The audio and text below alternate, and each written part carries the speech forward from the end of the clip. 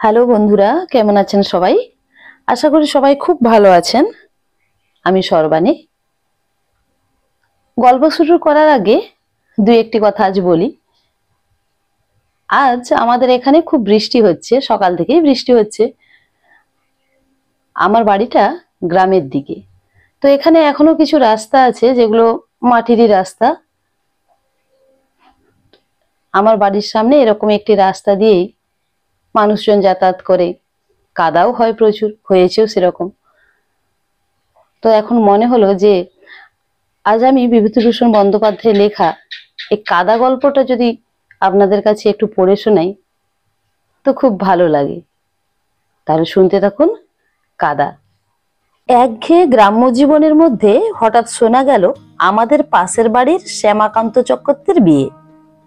শ্যামাকান্ত চক্রবর্তী আমার কাকা হন, অবশ্যই গ্রাম্য সম্পর্কে। শ্যামা কাকার বয়স কত তা জানিনি। তিনি নাকি কলেজে পড়েন কলকাতায় না কোথায়। গ্রামে আসেন, মাঝে মাঝে দেখতে পাই। বিয়ে হচ্ছে আমাদের গ্রামের কাছে নসরাপুরে। নসরাপুর গ্রামের বীরেশ্বর ভট্টাচার্যের মেয়ে। বীরেশ্বর ভট্টাচার্যকে দেখেছি, বুড়ো মানুষ, ওই গ্রামেরই পাঠশালার পণ্ডিত। আমাদের গাঁয়ে এসেছিলেন বার কয়েক। বিয়ে হবে সামনের সোমবারে। হই হই পড়ে গেল পাড়ার ছেলেদের মধ্যে। আমাদের দল ঠিক করলে একটা উৎসব করতে হবে এই বিয়ের দিনে। আমার উৎসাহটা সবচেয়ে বেশি। আমি ভেবেচিন্তে দক্ষিণ মাঠের বিলের ধার থেকে কতগুলি পাকাঠি নিয়ে এলাম এবং পথের ধারের প্রত্যেক গাছে এক গাছা করে পাকাঠি নোনার ডালের ছোটা দিয়ে বাঁধলাম। হরি জ্যাঠামশাই দেখে বললেন, ও কি হচ্ছে?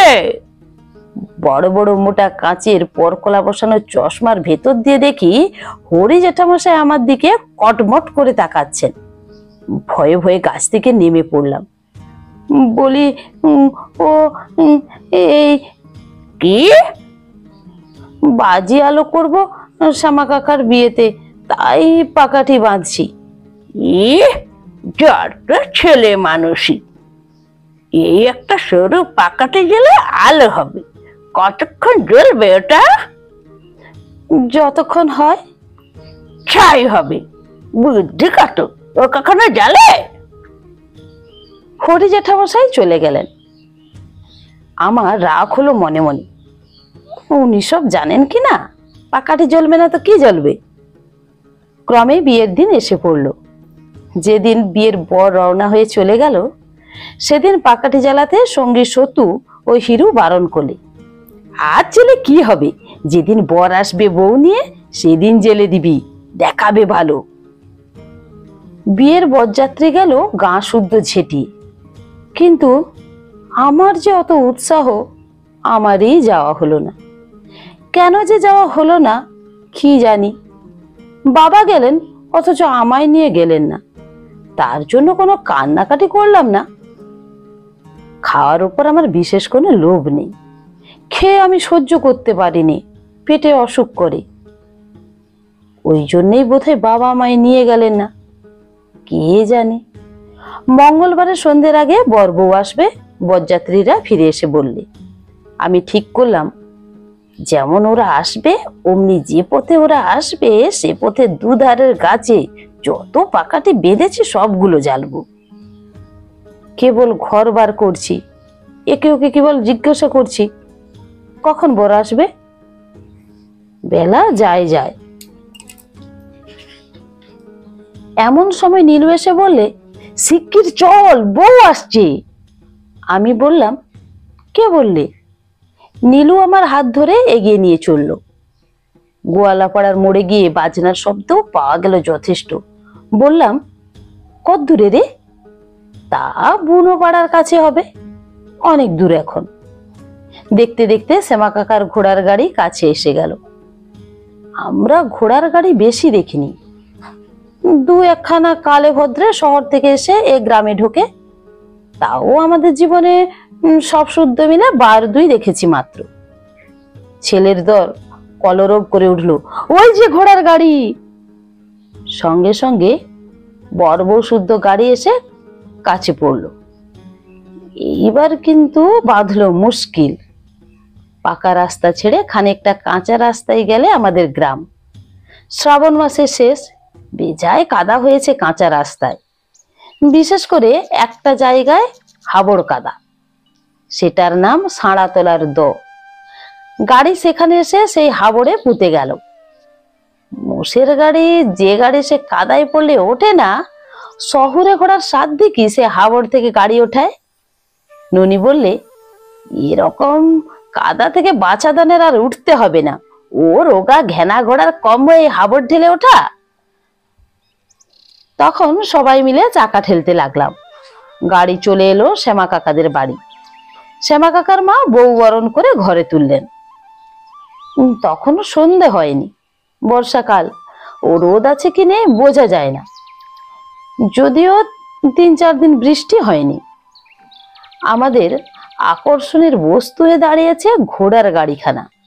সেখানা বকুলতলায় দাঁড়িয়ে, তার চারিপাশ ঘিরে গ্রামের যত ছেলেপিলে। গাড়োয়ান বলছে, যদি আমরা সাঁড়াতলার দয়ের হাবড় পর্যন্ত গিয়ে চাকা ঠেলে গাড়ি উঠিয়ে দিতে রাজি হই, তবে সে আমাদের গাড়িতে চড়তে দেবে পাকা রাস্তা পর্যন্ত। আমরা সবাই হই হই করে গাড়িতে উঠলাম। কতক গাড়ির ছাদে, কতক পেছনে, কতক ভেতরে। সাঁড়াতলার দয়ের কাদা থেকে সবাই মিলে ঠেলে গাড়িয়ে উঠিয়ে দিলাম। তার বদলে পাকা রাস্তা পর্যন্ত আমাদের গাড়িতে চড়িয়ে নিয়ে গেল। কি মজা! আমরা যখন পাকা রাস্তায়, তখন সন্ধ্যা হয়ে অন্ধকার নামলো। ননি বললে, গা ধুবো কোথায়, সর্বঙ্গে কাদা। আমাকে বললে, মশাল জ্বালাবি না? চুপ কর, কে ডাকছে? সর্বনাশ, আমার বাবার গলা। সন্ধে হয়ে গিয়েছে, ঘুটঘুটটি অন্ধকার। বাবা আমায় খুঁজতে বেরিয়েছেন, তিনিই ডাকাডাকি করছেন। সন্ধ্যের সময় বাড়ি ফিরিনি, বাবা ডাকতে বেরিয়েছেন। ননি বললে, আলো দিবিনি গাছে গাছে? আর আলো, আমার মুখ শুকিয়ে গিয়েছে। বাবা কাছে এসে পড়েছেন ডাকতে ডাকতে। আমি উত্তর দিলাম, যাই। এই সন্ধেবেলা সারা গায়ে কাদা মেখে আমি ভূত হয়ে আছি, আপাদমস্তক কাদা। চালাক গাড়োয়ান একটুখানি গাড়িতে চড়াবার লোভ দেখিয়ে কাজ গুছিয়ে চলে গিয়েছে। এখন আমায় ঠেকাই কে?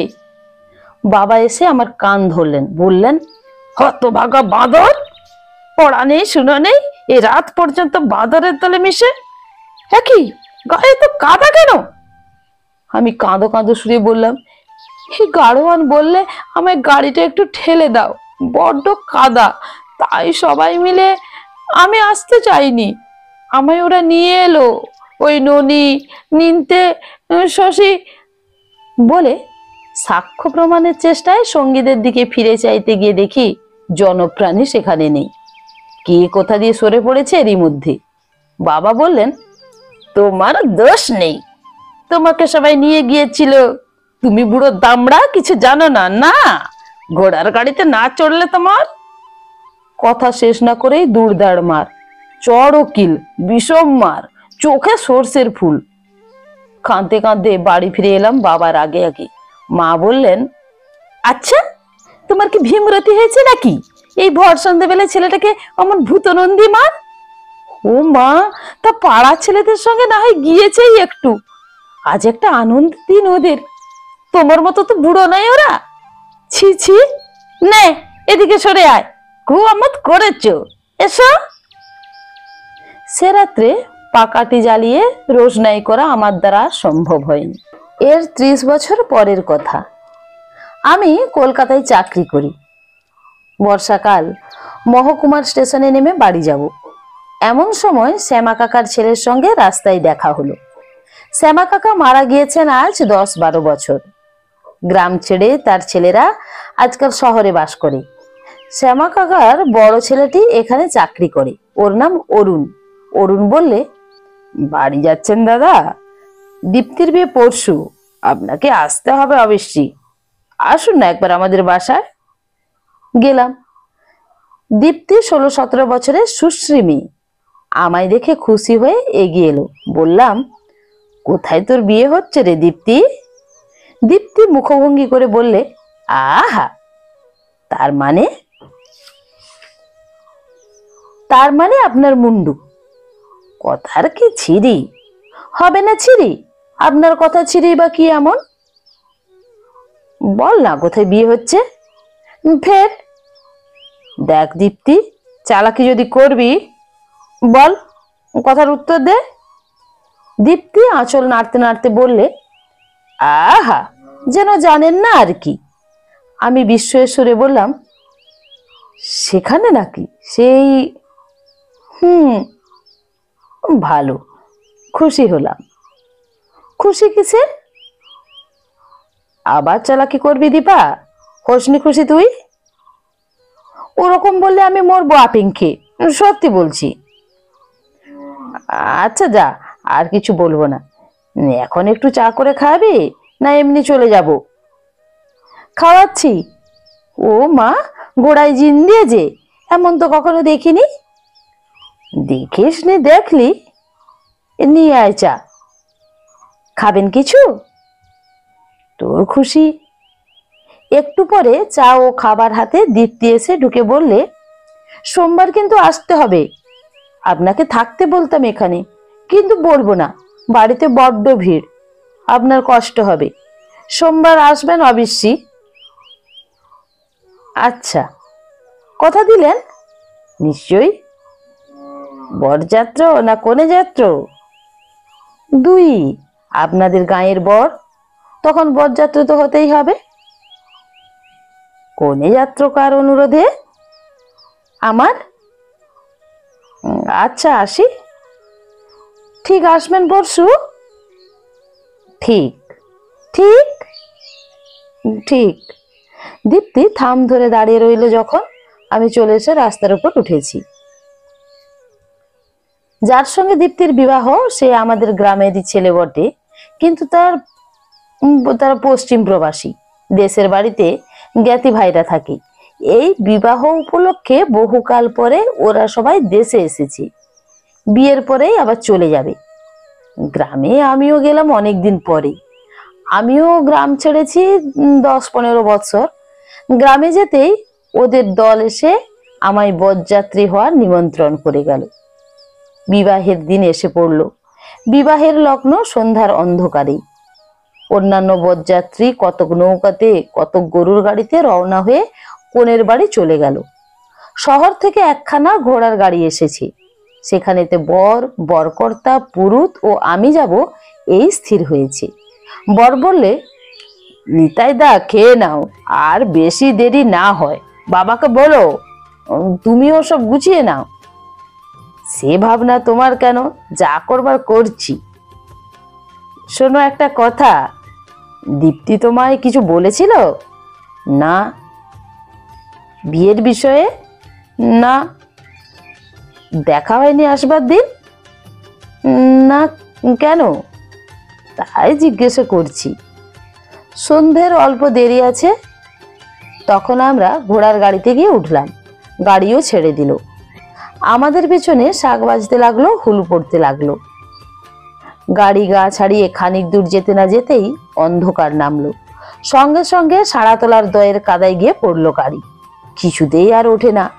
ঝাড়া 15 মিনিট বৃথা চেষ্টার পর গাড়োয়ান বললে, বাবু একটু নামতে হবে, খালি গাড়ি তখন নিয়ে গিয়েছিলাম, এখন বোঝাই গাড়ি যাবে না, আপনারা একটু নামুন। অগত্যা নামতে হলো, কিন্তু তখন গাড়ির 4 চাকা যা পুঁতবার পুঁতে গিয়েছে। ঘোড়াকে চাবুক মারলে কি হবে, গাড়ি নড়ে না। তখন আমি আর বড়কর্তা দুজনে সেই কাদায় নেমে চাকা ঠেলি। কোনো লোক নেই। বরকে বা পুরুত মশাইকে অনুরোধ করা যায় না চাকা ঠেলতে, আমরা দুজন ছাড়া ঠেলবে কি? দীপ্তির বিয়ের সুলগ্ন উত্তীর্ণ না হয়ে যায়, তার বিয়েতে কোনো বিঘ্ন না ঘটে, প্রাণপণে ঠেলতে লাগলুম সেই চাকা, সেই সাঁড়াতলার হাবড়ের মধ্যে। আপাদমস্তক কাদায় মাখামাখি হলো। বরকর্তা বুড়ো মানুষ, তাকে আমি বেশি ঠেলতে দিলাম না, নিজেই ঠেলে কাদা পার করে তুললাম। বর বললে, এ তোমার একই চেহারা হলো, কাদায় যে। আমি বললাম, তোমরা যাও, আমি যাচ্ছি না। সবাই বলে উঠল, সে কি সে কি সে কি হয় নাকি? আচ্ছা, এখন আপনারা, পেছনে আসছি, জামা কাপড় ছেড়ে আসি। গাড়ি চলে গেল। আমি দাঁড়িয়ে রইলাম সেই দিকে চেয়ে। আর আমি যাব না। দীপ্তির বিয়ে সুলগ্নে হোক, বাধা শূন্য হোক। হঠাৎ আমার মনে পড়লো একদিনের কথা। দীপ্তির বাবা বিয়ে করে যেদিন ওর মাকে নিয়ে ফিরেছিলেন, 30 বছর আগের ঠিক এমনই এক অন্ধকার সন্ধ্যা। সেই শ্রাবণ মাসের সাড়াতলার দয়ে কাদা ঠেলে গাড়ি উঠিয়েছিলাম, কাদায় মাখামাখি হয়ে। বাবার কাছে মারও খেয়েছিলাম। আজ আবার তাদেরই মেয়ের বিয়েতে সেই রকম গাড়ি ঠেলছি। গাড়িও যাচ্ছে শহরের দিকেই।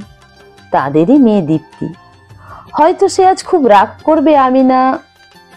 জীবনে কি আশ্চর্য ঘটনায় সব ঘটে।